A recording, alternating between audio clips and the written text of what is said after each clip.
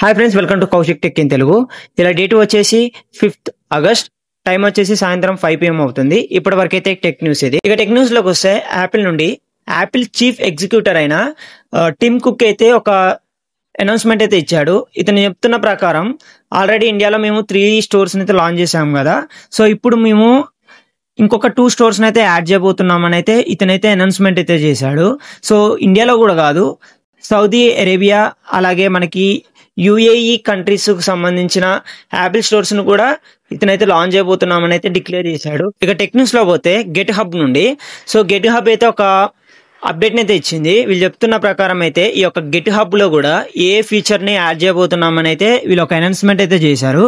ఇది పర్టికులర్ గా ఏఐకి సంబంధించిన లాంచ్ అయితే వీళ్ళు కంప్లీట్ డీటెయిల్స్ అయితే ఇవ్వలేదు. అలాగే చాలా మంది ఈ యొక్క గెట్ హబ్ ని వాళ్ళు చేసిన కోడింగ్ ని దీంట్లో సేవ్ చేసుకుంటా ఉంటారు.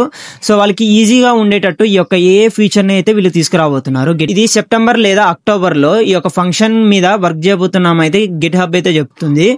ఇక టెక్ న్యూస్ లో పోతే, చాట్ జీపీటీ ఒక కొత్త అప్డేట్ మీద అయితే వీళ్ళు వర్క్ చేస్తున్నారు. దీని గురించి కంప్లీట్ ఇన్ఫర్మేషన్ అయితే తెలియదు, కానీ ఒక ఇంటర్వ్యూలో అయితే చాట్ జీపీటీ మేకర్ అయితే దీని గురించి కంప్లీట్ గా ఎక్స్ప్లెయిన్ చేశాడు. ఇతను చెప్తున్న ప్రకారం చాలా మంది చాట్ జీపీటీ యూజర్స్ దీని యొక్క చాట్ జీపీటీని చాలా మంది మిస్యూజ్ చేస్తున్నారని అయితే చెప్తున్నాడు.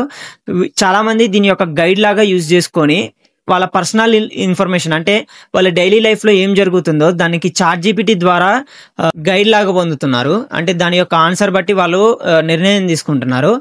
డేటా లీకేజెస్ అయితే ఉండవచ్చు అని అయితే తిను చెప్తున్నాడు. డేటా సేఫ్టీ ప్రకారం ఇతనైతే ఈ యొక్క అప్డేట్ మీద అయితే వర్క్ చేయబోతున్నాడు అని అయితే ఒక కంప్లీట్ ఇన్ఫర్మేషన్ అయితే ఇచ్చాడు. ఇక టెక్ న్యూస్ లో పోతే, అమెజాన్ ఈ మంత్ లో, అంటే ఈ యొక్క జూలై మంత్ లో వీళ్ళు ఆల్మోస్ట్ 150 జాబ్స్ అయితే వీళ్ళు తీసేసామని అయితే చెప్తున్నారు ఇండియాలో.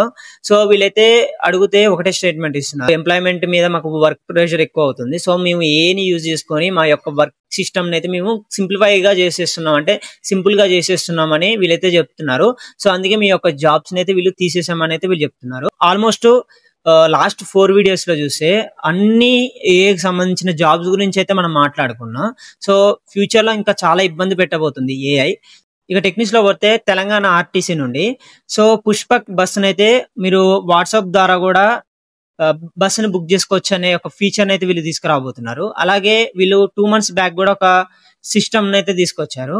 సో ఇంత ముందుకు మనం టికెట్ కొనుక్కోవాలంటే క్యాష్ రూపంలో ఇచ్చి మనం టికెట్ తీసుకునేది. సో ఇప్పుడైతే వీళ్ళు కొత్త సిస్టమ్ అయితే పెట్టారు 2 months బ్యాకే. అంటే యూపీఐ యాప్స్ ద్వారా కూడా టికెట్స్ ని కొనుక్కునేటట్టుగా ఇది తెలంగాణ గవర్నమెంట్ అయితే ఇచ్చింది.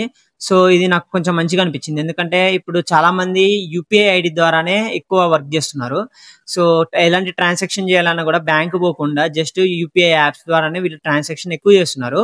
సో తెలంగాణ గవర్నమెంట్ కొంచెం దీన్ని దృష్టిలో పెట్టుకుని బాగా ఈ యొక్క ఫంక్షన్ అయితే తీసుకొచ్చారు. సో ఇది నాకు కొంచెం మంచిగా అనిపించింది. ఇక టెక్నిక్స్ లో పోతే, యాపిల్ నుండి మనకు తెలిసినట్టే iPhone 17 సిరీస్ ని అయితే వీళ్ళు సెప్టెంబర్ లో లాంచ్ చేయబోతున్నామని అయితే మనం మాట్లాడుకున్నాం.